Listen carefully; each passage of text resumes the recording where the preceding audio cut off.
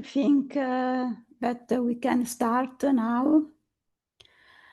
Today we will talk about copyright and Creative Commons license. Please note that in the next few days we will send to you the link to the recording of these webinars, and we will send your certificates of attendance.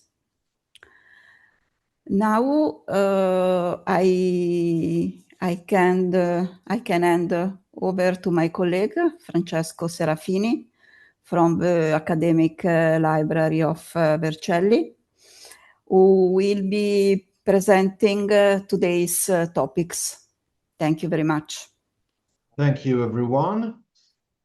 Okay, today we're going to talk about copyright and Creative Commons licenses, and these are brief notes on these topics. So, what is copyright? What do we mean when we see all rights reserved? Copyright is a legal term that defines the exclusive rights granted to creators over their original intellectual works. These rights enable creators to control how their works are used, reproduced, distributed, and displayed, ensuring that they can have benefit financially and morally from their creations. All rights reserved to the author, it means an authorization that must be requested to creators for any reuse of the work.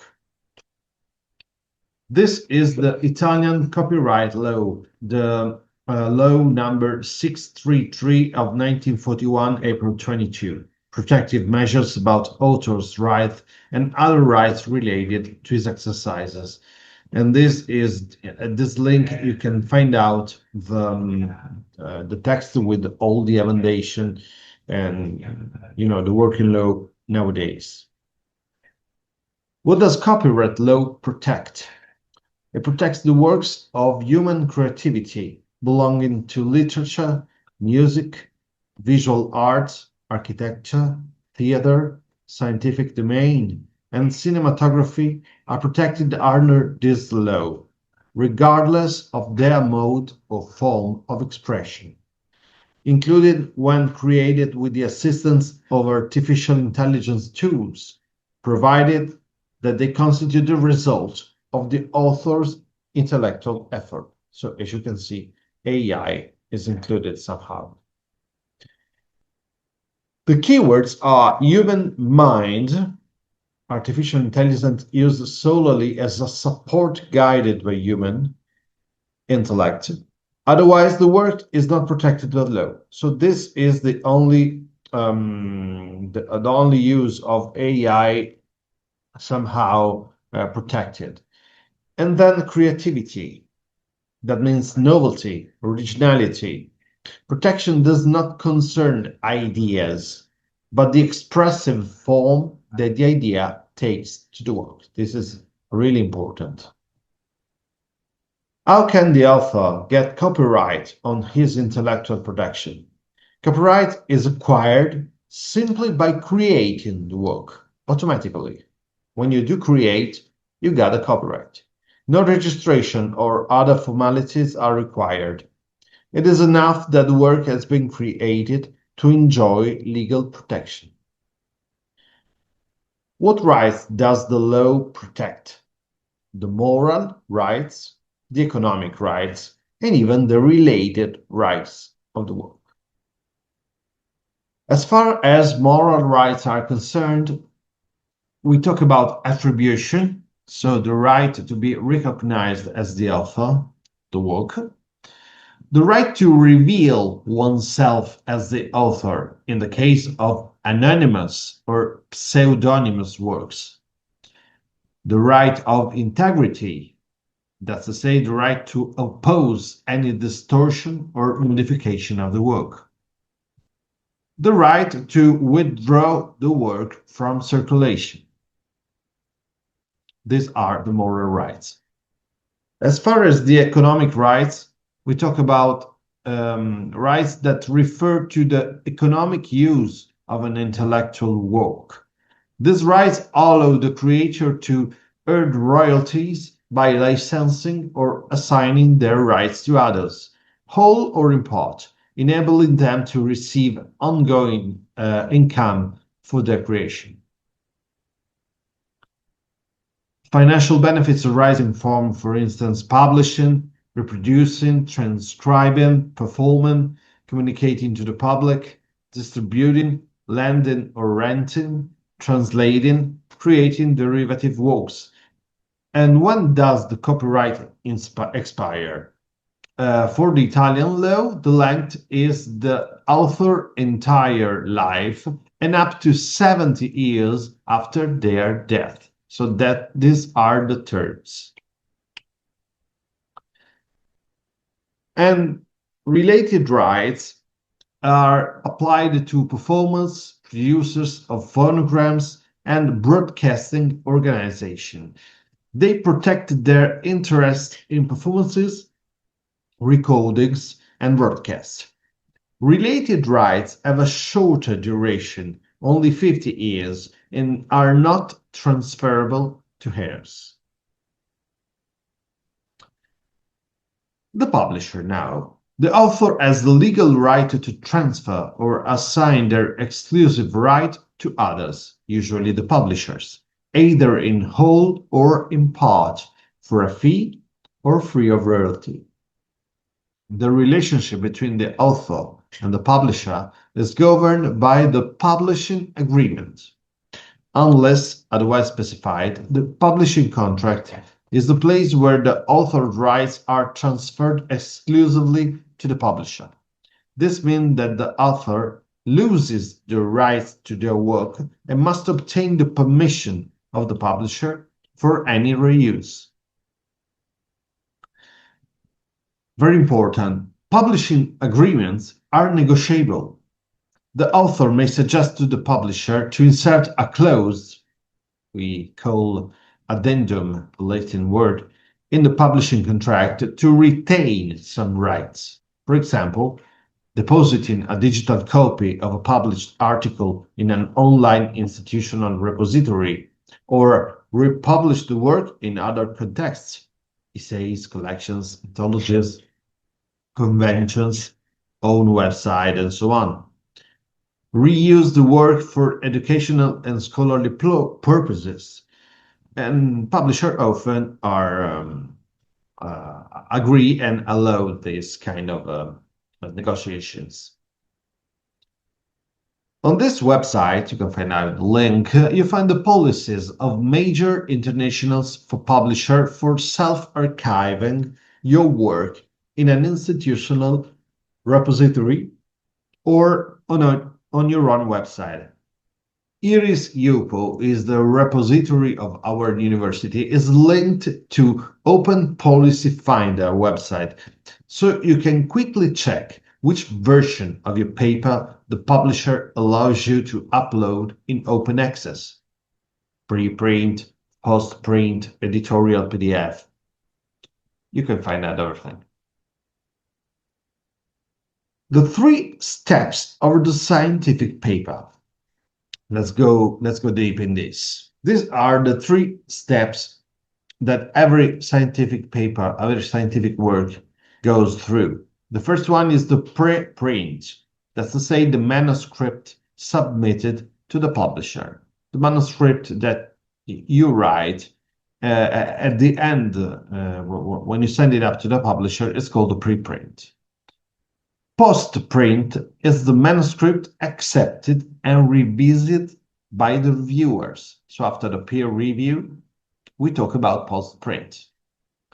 The version of record is the article published, the editorial PDF, the defined, the last version.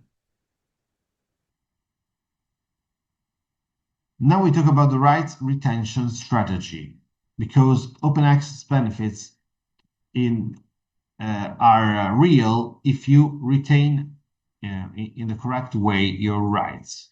good for you, for science, and for society. RRS, Rights Retention Strategy, enables authors to exercise their rights they have on their manuscript to deposit a copy of the author-accepted manuscript, that's AAM, in a repository on publication and provide open access to it. To help researchers acknowledge and assert their rights, Coalition S is launching an online campaign under the theme Publish with Power, Protect Your Rights. The campaign aims to encourage researchers to retain their intellectual property rights, explains the steps they need to take, and highlights the benefit for them and also for science and society. Below is a suite of resources about the right retention strategy freely available for downloading, using, and sharing. You can find it on the link down below. What are the differences between copyright and patent? This is a very peculiar and important topic. Copyright concerns human creative intellectual works. Protect the form of creative expression and not the content, the form. Is governed by, as you've seen before, by Law 633 of April 22, 1941, and subsequent amendments and integration. And we're talking, of course, about the Italian law. The copyright protection begins when the work is created, without the need for registration. So the creation is the basic fact for a copyright. Copyright expires 7 years after the author's death, as we've seen before. This is copyright. Patent is another thing. Patent pertains to inventions that are suitable for industrial application, contributing to technological advancement, and protects new and inventive technical solutions. That is the content of the idea. Patents are governed by the Industrial Property Code. Patent rights require registration. Italian Patent and Trademark Office, European Patent Office. And patents for industrial inventions have a maximum duration of 20 years. So, the terms are shorter. Okay. Important, be careful not to infringe on the rights of the others by reusing their work without permission. It's basic but very important. It's essential to respect intellectual property and obtain proper authorization when using someone else's creations. And now we're going to talk about public domain. Your paper can include, for instance, public domain works. What are public domain works? They are works that live 70 years after the death of the author. We've seen that during the life of the author and 70 years after the death, there is a copyright. Well, actually, to the 71st year, the works goes under the public domain. Or works protected by copyright for which you have obtained written authorization from the author or the publisher. Remember, no copy and paste is a serious copyright violation.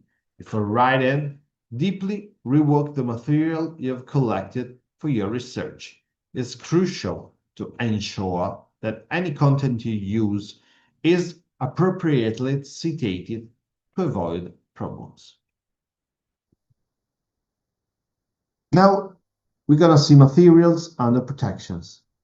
As far as photos and pictures are concerned, images covered by copyright can be included in your thesis, for instance, only if the image quality is degraded,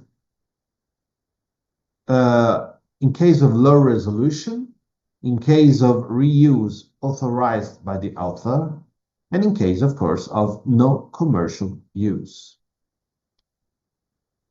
If materials are under protection, the copyright of the articles published in journals belongs to the publisher.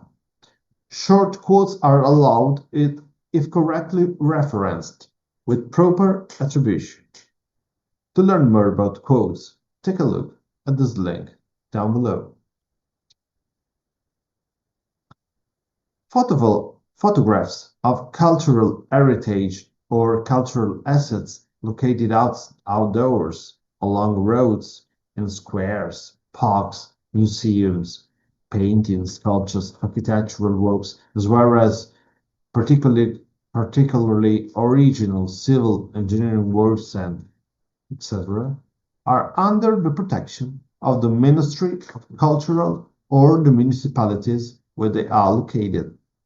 The use of the photos, even your own photos, the one you shot, of such works within your paper should be authorized by the entities under whose protection such works fall, especially if the thesis is destined to publication or capable of commercial use.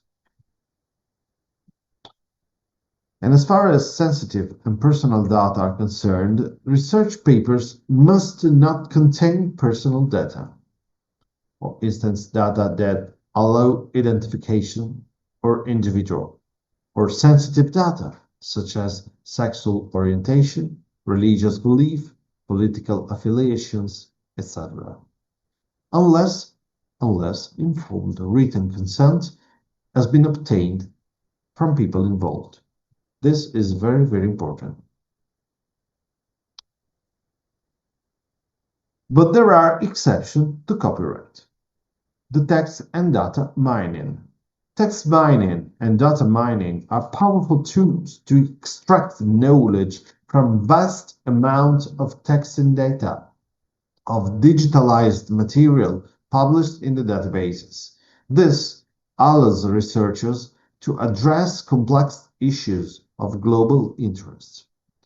The data extracted can be analyzed and processed just for educational purposes, for purposes of public interest, for not commercial use, and can be only used by universities and research institutes, and must be kept only for the time necessary to complete the research.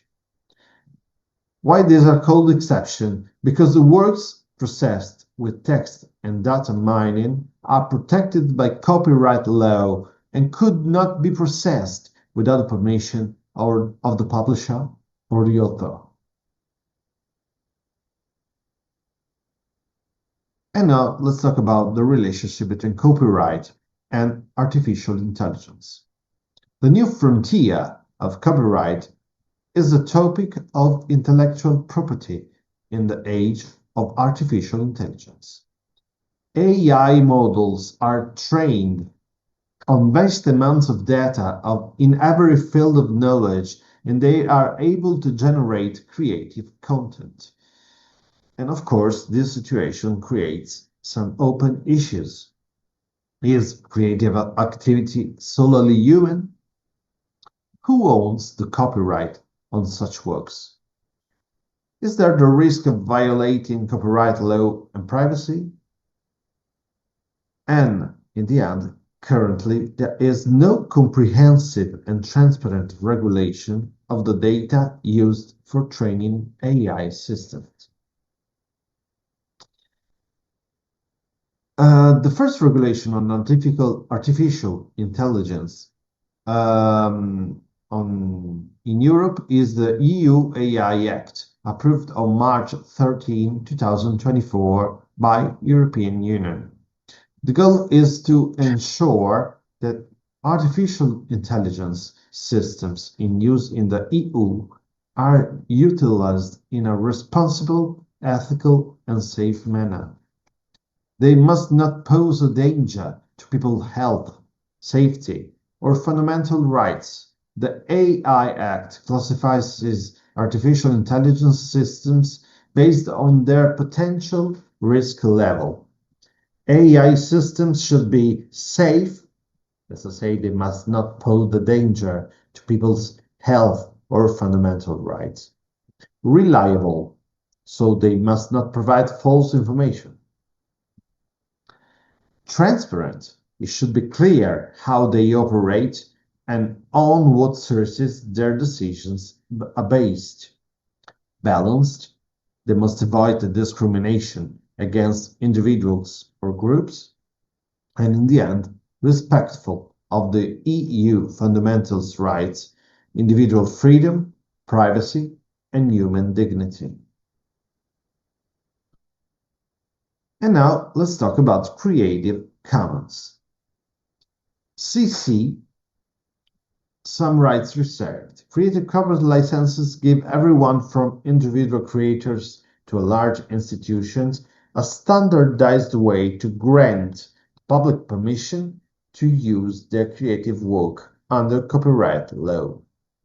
From the reuser's perspective, the Creative Commons license on a copyrighted work answers to the question, what can I do with this work? How can I use it? Intellectual property is always protected and recognized, so the author can share with the community some of his exclusive rights recognized by the copyright law. Users can download, can share, reuse, cite, disseminate, and re-elaborate other projects without asking for permission, only under the condition given by the author. That's what, in synthesis, Creative Commons rule. There are 6 different license types, from most to least permissive. Here you can see all. CC BY, that's to say you have to tell the attribution. CC BY SA, that's to say you give the attribution and the share alike. CC BY NC, so you give the attribution and the use must be not commercial. CC BY NC SI, attribution, non-commercial, share alike. CC BY ND, attribution and no derivatives. CC BY NC ND, the most complete, attribution, non-commercial, no derivatives. CC0, as known as, is a public dedication tool which enables creators to give up their copyright and put their works into the worldwide public domain. CC0 enables reusers to distribute, remix, adapt, and build upon the material in any medium or format with no condition. It's quite equal, or better, perfectly equal to the public domain. CC0.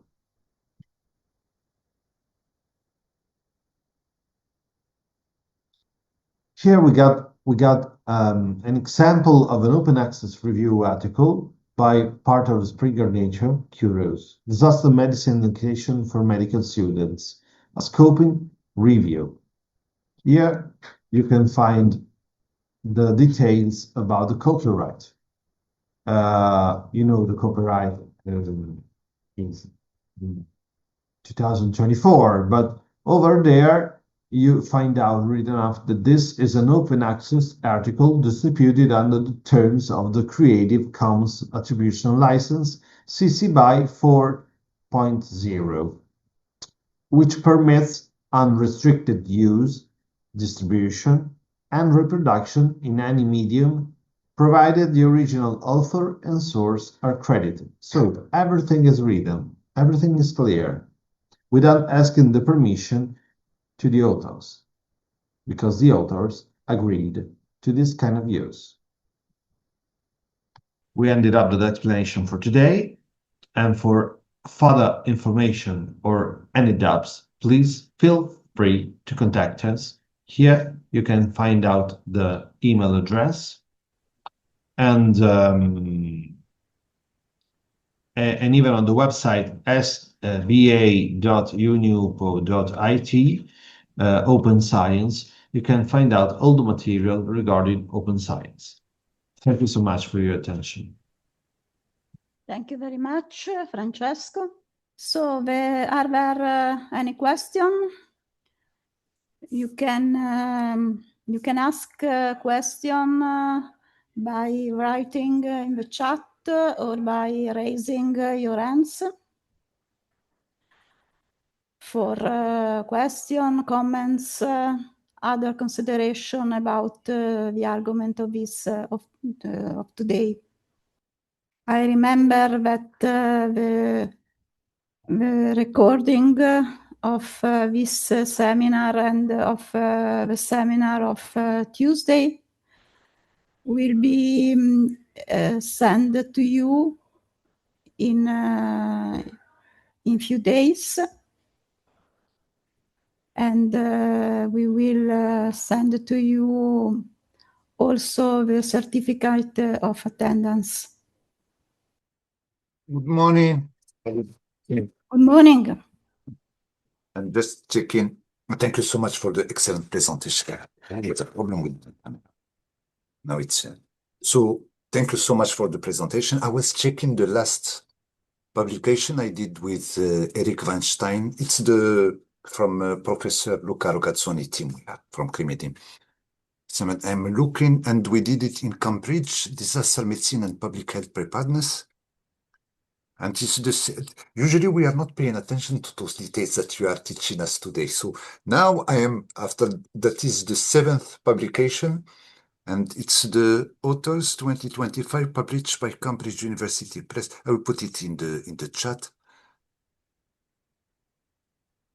And my question is related a little bit, it's more for the last presentation, not for this one. It's when this article, when we submitted, it was reviewed back and forth with the reviewer and the process that you know. When it was accepted, that is the moment where we are asking for open access. So they're telling that there is a cost to be paid. And when they understood we are selecting that we are from UPU, there is a process behind the scene that we don't know. I'm just curious to know, because it's a very efficient process you have, and it's within 24, 48 hours.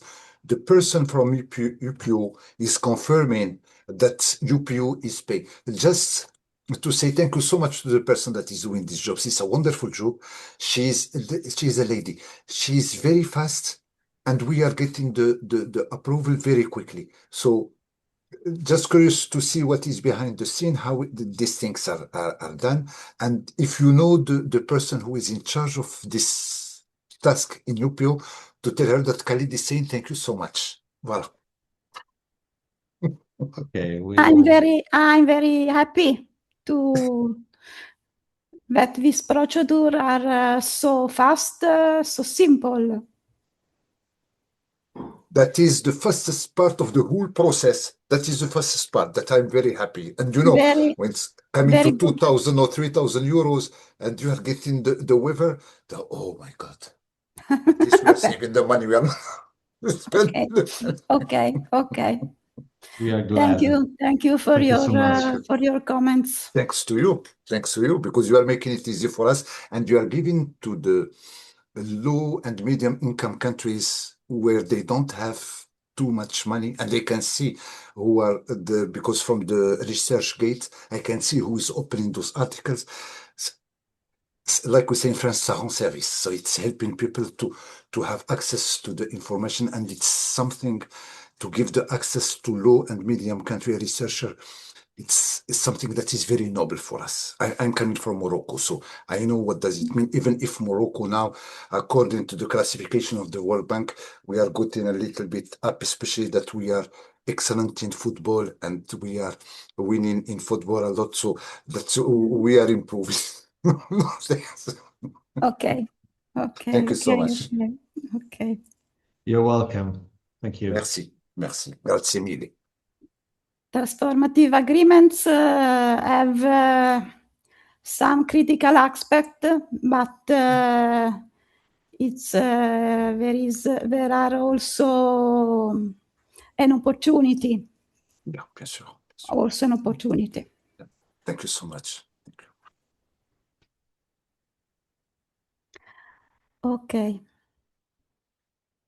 I think we will offer to you another some webinars in the last in the next years. We will make some selection of arguments for new webinar in the next year 2027.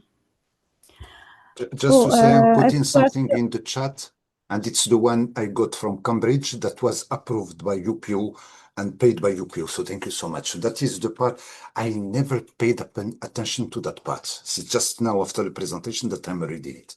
What a shame. Okay, it's an example of the use of a Creative Commons license, and this is the most adequate, most suitable license for the publication open access. Those are Cambridge. It's coming from the Disaster Medicine and Public Health Preparedness. Yeah. Yes, yes. Well, thank you so much.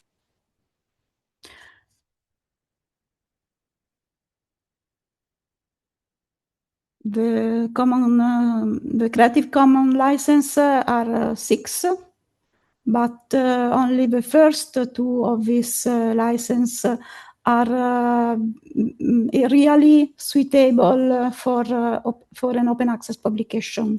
If there are no questions or there are no another comments from you, we can finish this event, this seminar. Thank you so much for your attention. Thank you to Francesco for presentation. Thank you, Chiara, and thank everyone. Bye-bye. Bye. Bye. Season's greetings to all you. Yeah. Merry Christmas to everyone. Thank you. Same to you. Bonne fête. Bonne fête. Thank you. Merci. Au revoir.